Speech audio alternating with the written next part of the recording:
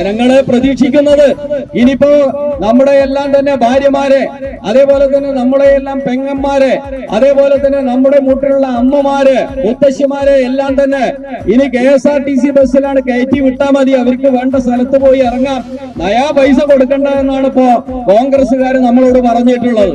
അത് നടപ്പിലാക്കുമെന്ന് നമുക്ക് പ്രതീക്ഷിക്കണം. KSRTCയിലെ യാത്ര നാളെ മുതൽ സൗജന്യമാക്കും എന്നുള്ള പ്രഖ്യാപനമാവണം. ഈ ഗവൺമെന്റ് കേരളത്തോട് കാണിക്കുന്ന, പുതുതായിട്ട് വരുന്ന ഗവൺമെന്റ് കേരളത്തിലെ ജനങ്ങൾക്ക് കൊടുത്ത വാഗ്ദാനം നടപ്പിലാക്കണം. അതേപോലെ തന്നെ എന്താ പറഞ്ഞത്, ഞങ്ങൾ അധികാരത്തിൽ വന്നാൽ 3000 രൂപ പെൻഷൻ നൽകും എന്നാണ് പറഞ്ഞത്. ഈ 2000 രൂപ തന്നെ ഇനി അടുത്ത മാസം കൊടുക്കാൻ കിട്ടുമോ എന്നുള്ളത് നമുക്കറിയില്ല. അതാ സ്ഥിതി.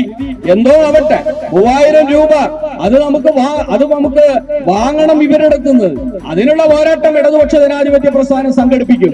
അതല്ലാണ്ട് ഈ ജനവിധിയും വാങ്ങിക്കൊണ്ട് അഴിമതി നടത്തിക്കൊണ്ട് കേരളത്തില് അങ്ങനെ വാണരുളാനൊന്നും UDF-ന് ഇടതുപക്ഷ ജനാധിപത്യ മുന്നണി സമ്മതിക്കില്ല എന്ന വസ്തുത കൂടി ഞങ്ങൾ അവരോട് പറയുകയാണ്.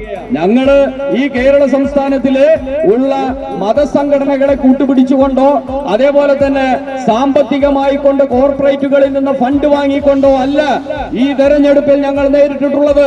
ഞങ്ങൾ ഈ കേരളത്തിലെ സാധാരണക്കാരിൽ നിന്ന് ഫണ്ട് വാങ്ങിക്കൊണ്ട് അതേപോലെ തന്നെ കേരളത്തിലെ ജനങ്ങൾക്ക് മിതമായ എല്ലാ കാര്യങ്ങളും ചെയ്തു കൊടുത്തുകൊണ്ടുള്ള ഒരു ഭരണമാണ് കേരളത്തിൽ ഞങ്ങൾ നടത്തിയത്. അതുകൊണ്ട് തന്നെ ഞങ്ങൾക്ക് അഭിമാനമാണ്.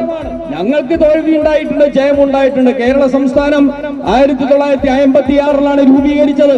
57 നടന്ന ഒന്നാമത്തെ പൊതു തെരഞ്ഞെടുപ്പില് ആരെങ്കിലും ഇന്ത്യ രാജ്യത്ത് അല്ലെങ്കിൽ ലോകത്ത് ഈ കേരളത്തിലെ ഒരു കമ്മ്യൂണിസ്റ്റ് ഗവൺമെന്റ് EMSന്റെ നേതൃത്വത്തില് കേരളത്തിൽ അധികാരത്തിൽ വരുമെന്ന് പറഞ്ഞിരുന്നു. The pleasure of personal banking. Mannarkkad rural service സഹകരണ ബാങ്ക്.